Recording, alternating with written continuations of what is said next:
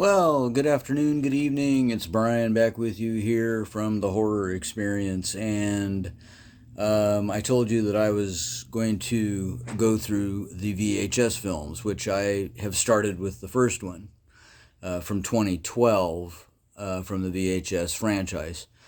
Lots of fun. I had completely forgotten how much fun these movies were.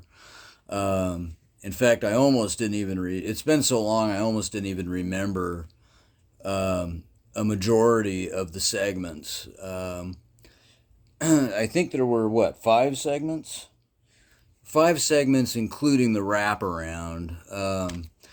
Just so you know, I am going to do a review on the VHS 2012 original, and there is going to be spoilers, so if you haven't seen this movie, then you probably don't want to watch this video, because I am going to be giving away some information on this. And the only reason why is because people that have seen the movie might have been left kind of confused on a lot of the segments. Even the Ty West segment was like, huh? You know? In fact, I had to go back, luckily the segments aren't very long, so you don't really, it's not like watching a whole movie or anything, but I had to go back and rewatch it again to really catch it. And the same thing went for the one with the lady that had the thing in her arm, and she's talking with this doctor in training friend of hers on Skype. And that one was like, what in the hell is going on here? I mean, it's one of those, some of these you had to kind of go through them again. And to me, it was almost like playing a Resident Evil video game. You almost have to go to the internet and have things explained a little better, from some of the people that actually made the movies, so that you can kind of understand what was going on. And that way, when you go back through and watch it again, then you know what's going on, and you grasp what's going on, and you can feel the twist at the end, and you get it. It sucks when you watch it and you're just like, what is this shit? I don't get it. I just don't understand why they're cutting a fetus out of this person, But anyway, VHS 2012. This was a lot of fun. I honestly hardly remembered any of the segments except for the one with the demon woman. Only because of Siren, because they did a full-length film based on that segment.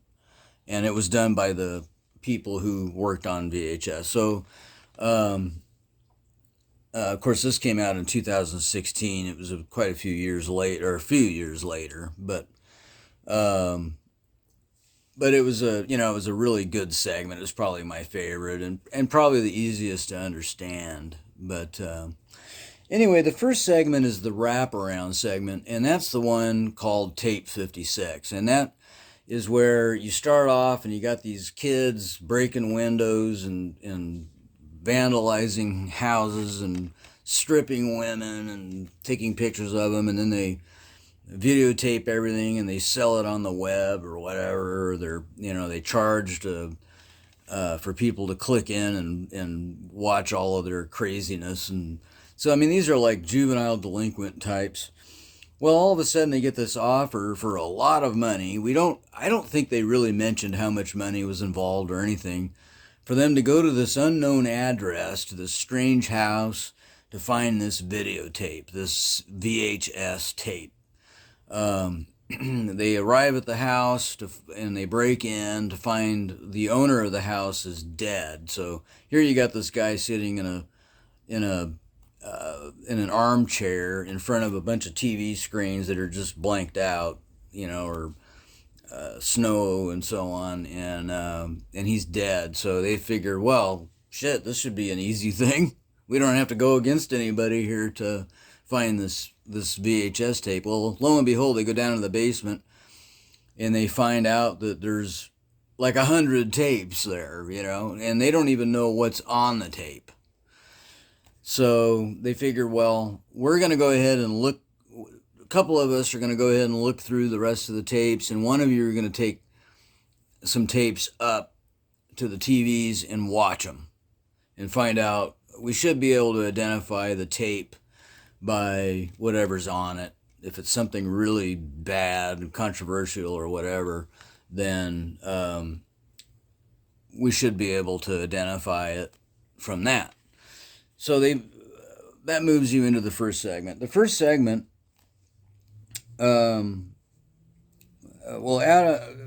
Tape 56 was directed by Adam Wingard, and I like, the funny thing is when they made these movies, these segments, they were all in different parts of the United States. And I think the main guys that created VHS were in LA, and everybody else was spread out. So basically they did the movies and then they sent them to him, and they put them together from there. And then we move from Tape 56, which is the wraparound, to the segment known as Amateur Night. And last night I couldn't remember the name of it, Amateur Night. So in this one, basically, is you have this guy who's going to get married, and he and a bunch of guys decide that they're going to go piddle around with some women and so on. And I guess they, it's kind of like a bachelor party type thing, and they decide they're going to go find some women and bring them home and screw them and all of that stuff, and then they want to tape it, I guess. I don't know if I think there was a hint that they were going to film a porn or something, and they wanted some girls to get involved with that and have like a big orgy thing going on or something. But anyway, they end up getting invited to this house where this dark, crazy, weird house for this underground party, and they decide to go ahead and go. So they go and they find this gal in a cage, basically, and they release her thinking that she's a dancer that's been held captive or something. And so they take her out, and then they, along with another gal, invite them to their motel. And so the one gal, three guys, one gal, and then this gal that was held captive go back to the hotel with them. Now this one gal is very strange, the one that they released from this captivity, and she's got like this thing down the split head right down the middle of her forehead. Like something's not quite right, she's very very odd, and kind of reminds me a little bit of I don't know if you've ever seen the movie May. It kind of reminded me a little bit of her character in a way, but without that. Or maybe Sick Girl, using the same actress from May, that was also done by Lucky McKee. Kind of reminded me of somebody like that, just really odd and doesn't say much, and just kind of acts like she's kind of scared or whatever. Well, it turns out this gal is not what she appears to be, and she's actually a demon of a sort. Some people might call it actually, it's really up to your own interpretation. I don't think that they really clue you in on exactly what we're dealing with here, but yes, it's a demon type, like a succubus or a siren, or maybe a harpy. I don't know, just really strange. But anyway, I thought it was probably one of the more easier to understand segments, and probably out of all of the segments, probably most fans' favorite. But once you understand the other segments, you might change. You might decide, oh, I like that, because of the twist or what have you. Anyway, so she, right before one of the gals passes out, and so she's out of the game, she's no longer somebody that they're going to be messing with, and so they decide they're going to go ahead and do this little porn video or something like that with this weird gal, and shit hits the fan. She starts to turn into her true colors and begins basically eating and sucking the blood out of one of the guys, and she starts transforming. Her face begins to kind of transform. She grows teeth.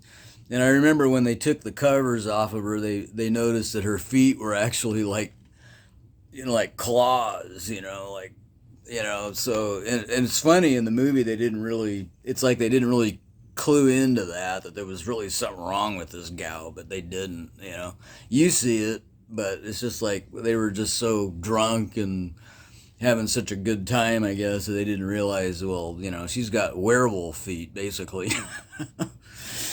And anyway, so that one was called Amateur Night. I thought the greatest part of the segment was when she actually wants to find a mate, and she latches on to one of the guys who has basically a pair of glasses that has a camera installed. And so you're seeing everything he's seeing, basically, to add on to this, found footage element. And she chases him outside, and he falls and gets hurt, and then she doesn't want to eat him or hurt him or suck his blood or any of that. She wants to have him as a mate, and he's of course scared out of his flippin' mind, and she ends up getting really heartbroken by it and ends up crawling underneath the staircase of the hotel or wherever it was they were at, and cries because she feels rejected because he's so scared of her. And she ends up saying, oh, screw it anyway, and she grabs him, takes him outside. Actually, he goes outside and tries to get help, and from some people that are standing around and so on in the parking lot, and they're just like, what the hell's going on? They don't really, they're more afraid of him than anything else. They're not really willing to do anything. And she grows wings and picks him up and then flies away with him. And then you see his glasses fall to the ground. I thought that was really cool. And then you actually get a glimpse of her, of him looking up at her before his glasses fall off. And she's this woman's head with flapping, carrying him through the sky, like a harpy kind of a thing. It was pretty neat. I liked it. The next segment is called Second Honeymoon. And now this one was the one done by Ty West. And I love his movies. And, I think probably a lot of people are really big Ty West fans now, especially. He's done movies like House of the Dead and quite a few movies, actually. And they've escaped me, but I've got most of his stuff, but my brain can't contain all of that information, so I've forgotten. I probably should have looked it up before I got on here, but that's all right. At any rate, this one's about a couple that I'm guessing they're a married couple, and they're going on this, they're in Arizona, and they decide they're going to go on this outing to the Grand Canyon and then explore some stuff in Arizona, and then they ultimately decide they want to go to Las Vegas, or he wants to go to Las Vegas and play craps and stuff. And on the way, they visit this kind of like an old Wild West village, kind of a Wild West village kind of a thing, and they kind of a town or a village, I guess. It's more of a themed, kind of like a park or something. Well, anyway, they've got this fortune-telling miner that sits in glass, and you pay it $1, and then it tells you your fortune, and then you get a card, that has your fortune on it. And they get a card, and it says to the woman, it says you'll find, your lover, and you'll find wonderful love and blah blah blah. But anyway, so she takes that to heart, and she's thinking it means, she's trying to make him think, this is where the twist really is, that it's him that this fortune is talking about, that she found this wonderful love, and it's about him. So anyway, they go on the way to Las Vegas. They stop at at a motel, and of course you kind of get to know the characters a little more, and pretty soon they get a knock at the door, and the man goes to the door and looks through the peephole to see this very strange woman, kind of with like a hoodie on or whatever, and she's kind of pacing around out in the parking lot later. He doesn't answer the door, and he doesn't ask her who she is or any of that. He just lets her move on, and then he ends up going outside, I think, and actually converses with her, but we don't see that part. At least I don't remember seeing that part. If you look away at any point during this movie, you're going to miss a lot. So you'll miss the whole segment, because you got to remember these are shorts. So if you step away for any length of time, you're gonna miss important aspects of the segment that will explain the ending. So you want to make sure you sit through each one. If you have to pause. Don't let it play through while you go to the bathroom or get up to get a drink or something. Make sure you're watching it straight through. Otherwise, you're going to lose it. And you may have to go back and watch it again just to really, okay, well, what is going on here? And I think some people just kind of made their own minds up. But the movie makers the filmmakers here did have explanations in mind for each segment. So, and they give those explanations. And that's basically where some of this, I had to actually go in and research it a little bit just to really get the whole thing, But anyway, so he goes out and talks to this gal and comes back in, and his wife says, well, what did she say? And he says, well, she needed a ride, and she's like, well, why in the world would she ask for a ride in the middle of the night? Why doesn't she just wait till the morning when everybody's going out to their cars and to ask for a ride and that kind of thing? And later on in the segment, we find out that the girl is now, while the couple is asleep in their beds, and they're in separate beds. They couldn't get a one bed, so they ended up getting separate beds. And this weird gal shows up and actually gets into the apartment, into the motel room, and brings out this switchblade and starts kind of playing around with the girl and, not hurting her in any way, but just kind of like lifting up her panties a little and, looking at her butt and so on. And then the gal just kind of pulls the covers over and as if nothing was going on and goes to sleep. She didn't look at anybody or do anything, so you're just assuming she's asleep and just kind of through automatic response pulls the covers back over herself. And then he goes over to the man, and then he takes $20 or $100 out of his wallet, and then the next morning he discovers the money's missing, and they have a little, not an argument really, but he's kind of like, well, why did you take the $100 to his wife? And she's like, well, why would you think I would take the money? I have my own money. I have no reason to take your money. So on, and they just kind of jokingly, he just plays it off, and just lets it go. And later on, and I'll kind of jump here, all of a sudden the woman is killing the man. The strange woman shows up with the switchblade and then is stabbing the man in the neck and kills him. And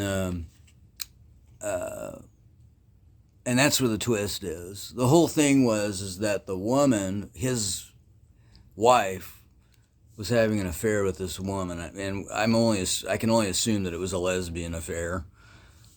And she killed him off to have her, and they kind of run off together. So, very strange twist. So, I don't know. I was just thinking, well, it's just some weird woman who wants to rob him and wants to murder him, or a serial killer or something. But that wasn't it at all. Anyway, interesting segment. The next one,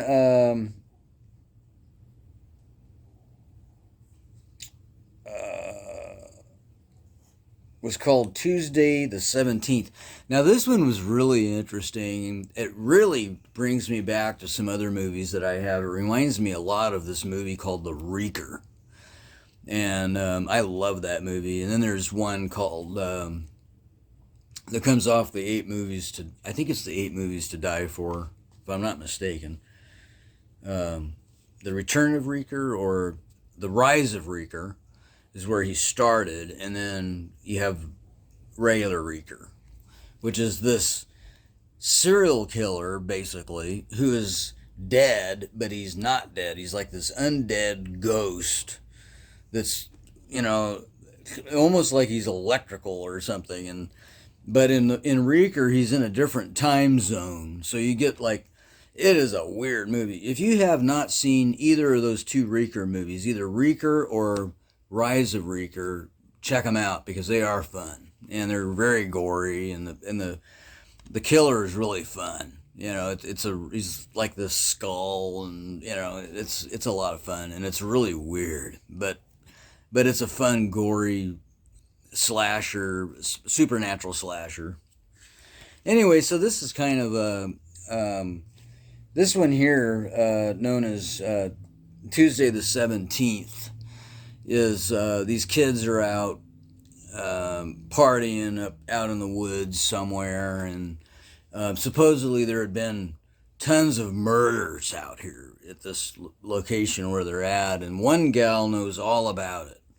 And this one guy is using his camera to film them skinny dipping and drinking and talking and goofing off or whatever, partying. And while he's filming, he gets these little clips of dead people around, like in the water. There's a lake there, so there's dead people in the water, dead people here, dead people there. It's just quick little snips, and he's just like, what's going on with this camera? He's not thinking he's seeing anything necessarily. He just thinks there's some malfunction or something with the camera.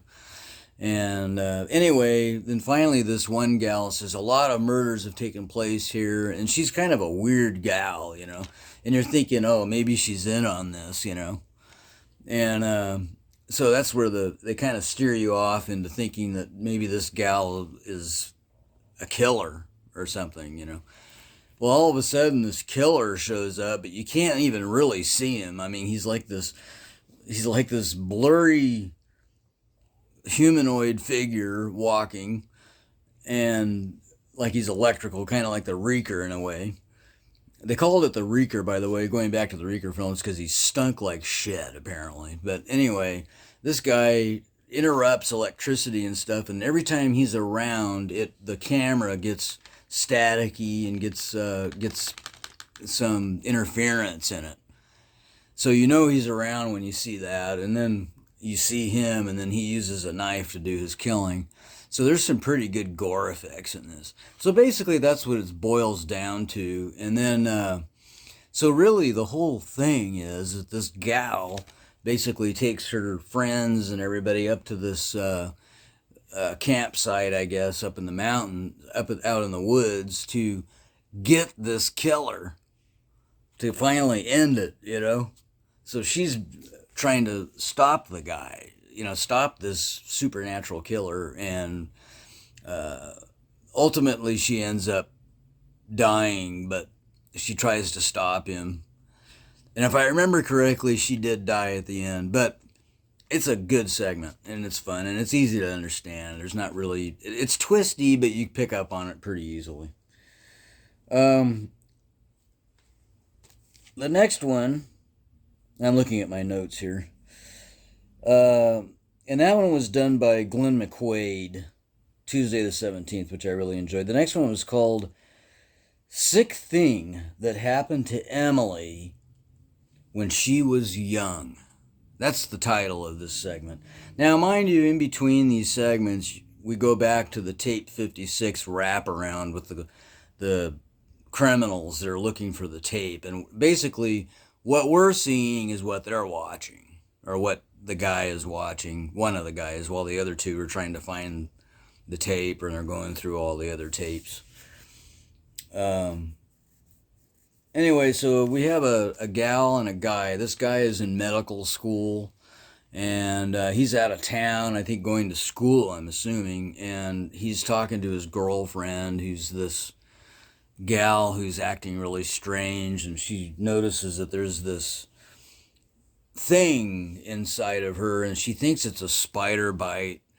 And so she gets a hold of her boyfriend, who's in medical school, to get advice from him about it. And he says, well, tell you what, don't mess with it, don't scratch it or do anything, and I'll take a look at it when I come back, when I'm back. And he'll be back in like 2 weeks or something.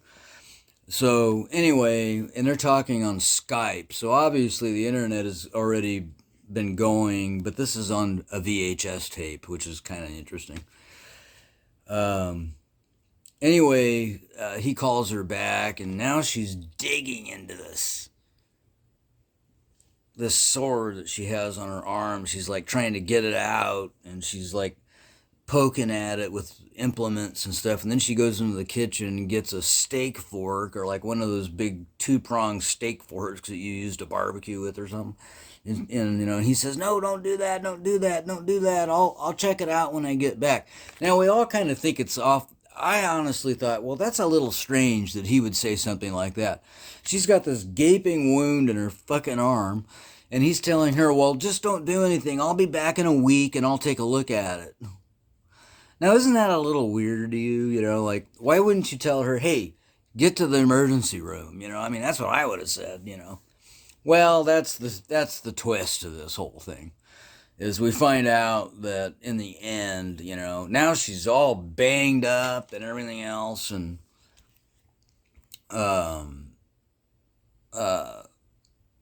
he calls her again, and he says, well, I'll be there today, and la la la la. All of a sudden, she gets hit over the head and ends up on the floor, and all of a sudden, this friend of hers walks in the door along with these other people, and they start cutting this thing out of her boyfriend. And by the way, he's been having a kind of a little fling with another gal, you know, with, you know, flashing her tits and stuff like that on Skype. You know, he's having a little conversation with somebody else. But anyway, you know, right after he got finished telling this woman that, you know, oh, you're the only one for me, blah, blah, blah. And then she says, I love you, before they hang up, and he doesn't say anything back. So you already know that he doesn't give a shit. But anyway, so he starts digging this thing out of her, and then he goes into her body. And I'm thinking, you know, at this point, I'm thinking, what are they doing? Harvesting her fucking organs or what, you know? And then they pull his fetus out. And what it is, these are aliens that this guy has basically joined forces with. I don't know if they're paying him or what, and they've implanted this thing into her so that she can be fertilized and carry their young, kind of a hybrid. And so they take the fetus out, and then they erase her memory, so she doesn't remember anything that's been going on. Now she's all banged up. Of course, she's got a cut in her stomach and everything else, and she blames it on a fall, you know, because she doesn't remember anything. This is just a weird ass thing, but it was interesting, very interesting. So here we have the boyfriend teaming up with aliens for his girlfriend to carry their baby, basically. And then, of course, we go back to the wraparound, which is tape 56. And then we move on to the last one, which is called 10/31/98. So basically what this means is October 31st, Halloween, 1998, takes you to the 90s. And basically this is some kids who decide they're going to go to this haunted house, and these other kids, their friends, are going to play a prank on them in the haunted house. And so they go to this walk-through haunted house, and and the friends are already set up to do this prank and everything. And all of a sudden, all this paranormal shit starts happening. And at first you're thinking, God, the friends did a great job, on their prank, Well, it turns out it's actually a bunch of angry spirits. There's arms coming out of the walls and out of the floor, and dishes and shit flying all over the place, and things just going haywire everywhere. I mean, they did a lot of work on this segment to, it's kind of like a paranormal activity type of a segment, kind of, where they really did a lot of interesting gags in this to make it look good, And, but anyway, so it turns out that some murders had taken place in that house that they were using as a haunted house. And so what was going to be a haunted house and a prank turned out to be an actual haunted house. And in the meantime, everybody's trying to get the fuck out of there. And this one girl who is in the haunted house, I think they were actually doing this seance or something initially. This one I kind of missed out on a little bit, but so that was what was conjuring these things, and she ends up getting hurt. So they take her, they fight their way through all of this stuff going on in the house, all this paranormal activity going on, and they get into the car and take off, and all of a sudden the gal's gone. Now it turns out this gal was a witch, and she was really kind of behind everything, I guess. And she gets out, there's crows and ravens and shit flying around, and she gets out of the car, and now she's standing in front of the car, and the kids that are trying to escape everything, the car dies, they can't get the car started, and they can't get out of the car. The car is completely sealed up now, supernaturally, so they can't get out, and there's a fucking train. They're parked on a train track, and there's a train coming, and it wipes them out. So, fun stuff. And I'm going to go with Siren for my next one, and I should have a lot of fun with that. I know this was kind of a long video, but I wanted to go through the first 2012 VHS film and kind of explain some things. I hope I explained it right. Some people watched this movie and they really enjoyed it for the effects and so on, but maybe they didn't quite understand what was going on, or what, what the twist was, and, why is this lady killing the guy? Well, she was screwing around with his wife, and there was a pact, they were going to kill him off and run off together. So, and that was the Ty West one, which was really interesting. But anyway, so there was a lot of little,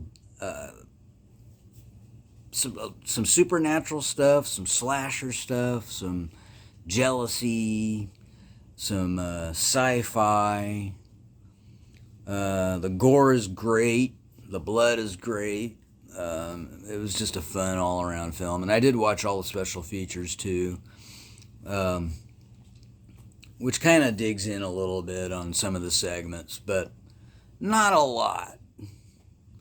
But it does mention that everybody was spread out doing these movies, and they sent all their submissions in, and then they went to Sundance for the initial filming, or the showing of it. But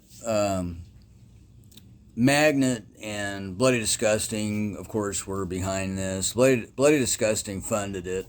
I think a lot of it was fronted by them, and then Magnet distributed. So, but later on, as we continue on, I think the first three films were pretty much done by Magnet. Yeah. And then, and Bloody Disgusting. And then when we moved to the 2021 movie, the 2022 and 2023, we switch over to Shudder, picks them up. But anyway, so that's VHS 2012, and fun stuff.